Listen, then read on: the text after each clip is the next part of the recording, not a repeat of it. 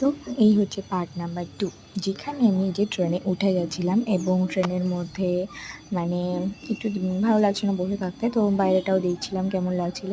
তো পাহাড় আমার এমনিতে খুব পছন্দ, তো দেখতেই পাচ্ছ বাইরে কি সুন্দর পাহাড়টা দেখতে লাগছিল, আমার তো ভীষণ ভালো লাগছিল। ইচ্ছা করছিল যে ওখানে সত্যিই চলে যায়। তো তারপরে যে আমরা প্রয়াগরাজ চলে এসেছিলাম, তারপর থেকে আমরা নেমে গেছিলাম দিল্লিতে, নিউ দিল্লি, যেখানে এই যে দেখতেই পাচ্ছ আমরা সবাই ট্রেন থেকে নেমে যাওয়ার পরে এখান থেকে চলে গেছিলাম আমরা গাড়ির কাছে। এই যে গাড়িতে উঠে গেছিলাম, গাড়িতে ওঠার পর আমরা চলে গেছিলাম একটা হোটেলে, যেখান থেকে আমরা রেডি হয়ে বেরিয়ে গেছিলাম দিল্লি ঘোরার উদ্দেশ্যে। তো দিল্লিতে ভীষণ ভালো লেগেছিলো। এটা একটা অমৃতসর মন্দির ছিল, আর এই অফিসটা ভীষণ ভালো লাগছিলো, ভীষণই সুন্দর। তারপরে যে একটা মন্দিরে গেছিলাম,